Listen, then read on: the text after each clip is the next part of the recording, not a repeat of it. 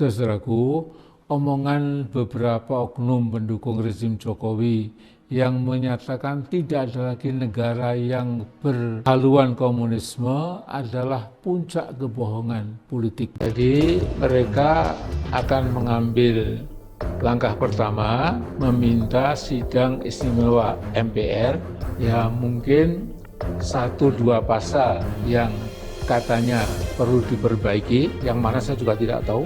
Tapi kemudian nanti akan ditawarkan pasal baru yang kemudian memberikan hak presiden itu bisa dipilih 3 kali.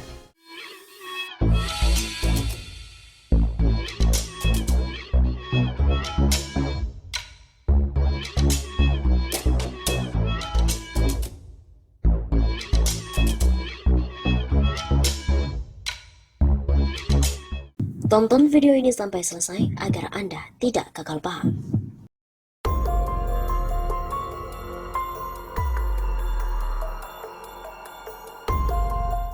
Singgung komunis, rezim Jokowi makin jauh dari Pancasila. Politisi senior Amin Rais mengkritisi pemerintahan Jokowi dalam hal pengaplikasian nilai-nilai Pancasila. Amin Rais tidak menampik bahwa Presiden Jokowi dan juga para menterinya kerap mengatakan bahwa mereka akan berkomitmen terhadap Pancasila dan Undang-Undang Dasar 1945. Namun Amin Rais mengaku bahwa hal itu hanya sekadar ucapan belaka. Menurutnya Jokowi dan para menteri belum bisa mengaplikasikan itu. Pernyataan tersebut disampaikan oleh Amin Rais dalam video berjudul Rezim Jokowi Makin Jauh dari Pancasila yang tayang melalui kanal YouTube miliknya. Amin Rais juga membuka pemaparan dengan pengungkit pernyataan lawas Jokowi pada tahun 2017 silam menyoal peranan Pancasila. Dari pernyataan tersebut, Jokowi terkesan mengagung-agungkan dan juga mengingatkan pentingnya keberadaan Pancasila di tengah masyarakat Indonesia. Pak Jokowi saat itu mengatakan Pancasila itu jiwa raga kita, ada di aliran darah dan detak jantung kita. Jadi itu luar biasa, ungkap Amin Rais dikutip pada hari Sabtu 10 April kemarin. Pancasila itu perekat keutuhan bangsa dan negara. Lantas ini ada bagian yang penting, saya Jokowi, saya Indonesia, saya Pancasila. Sambungnya menjelaskan. Lebih lanjut Amin Rais juga mengaku merasa bahwa apa yang diucapkan Jokowi tidak diaplikasikan secara menyeluruh. Bahkan menurut pendiri Partai Umat itu, Jokowi justru terkesan menggergaji Pancasila didukung oleh para anggota DPR RI. Kita lihat rezim Pak Lurah ini menggergaji Pancasila lewat geleng angguk dengan DPR RI yang menjadi tukang stempel kemauan eksekutif. Hal itu menurut Amin Rais bisa dicontohkan dengan sempat munculnya RUU HIP atau haluan ideologi Pancasila yang menjadi RUU BPIP setelah kemudian dikritik. Dalam hal ini Amin Rais menyinggung soal kesempatan kembali utuhnya paham komunisme di Indonesia. Misalnya saja muncul RUU HIP yang dicurigai oleh banyak kalangan akan membonsai Pancasila sekadar menjadi Ekasila. Bahkan sesungguhnya diam-diam akan memberikan bagi tumbuhnya kembali komunisme. Namun, diberondong dengan kritik berbagai kalangan, rezim berkelik diganti RUU BPIP. Silakan saja Pancasila diotak-atik, dibonsaikan, kemudian pelan-pelan dijauhi. Tandas Amin Rais. Amin Rais juga menyebut bahwa rezim Jokowi memiliki ciri khas, yakni pendirian tidak bisa belok dan merasa paling benar. Ex-ketua MPR Amin Rais menyebut, Joko Widodo dan para menteri di kabinetnya selalu mengatakan bahwa mereka akan selalu berkomitmen dengan Undang-Undang Dasar 1945 dan juga Pancasila sebagai rujukan utama dalam proses pembangunan nasional. Bahkan Pak Jokowi itu pernah mengatakan Pancasila itu jiwa dan raga kita, ada di aliran darah dan detak jantung kita. Jadi itu luar biasa. Pancasila perekat keutuhan bangsa dan negara. Lantas ini ada bagian yang penting. Saya Jokowi, saya Pancasila, saya Indonesia.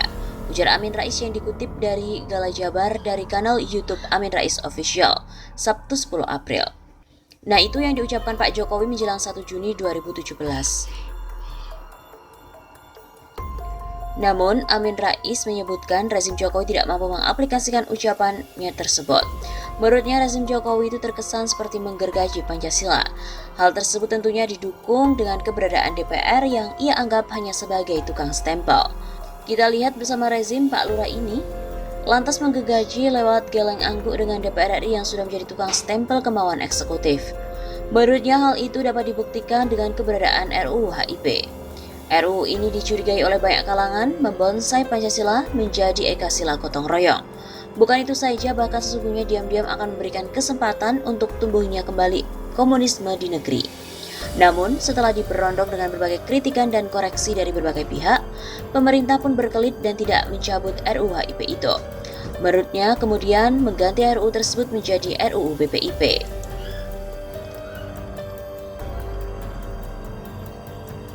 Jika melihat dari fenomena tersebut, Amin Rais menilai bahwa pemerintahan di era Jokowi ini sangat khas. Menurutnya, Jokowi memiliki pendirian yang kuat sehingga sulit untuk berbelok dan merasa menjadi pihak yang paling benar. Oposisi nggak didengarkan dan ini bisa kita lihat terus berkelanjutan sampai sekarang. Malahan beberapa minggu yang lalu, masyarakat pernah sedikit digegerkan oleh sebuah prediksi.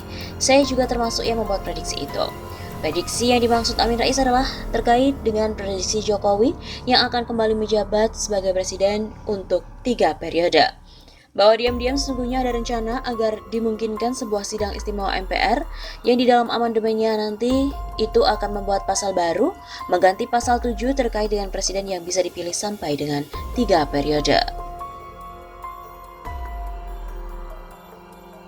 Sebelumnya juga ulama Tengku Zul menyebutkan bahwa rezim Jokowi sama saja dengan Soekarno, sama-sama memberikan angin segar untuk PKI.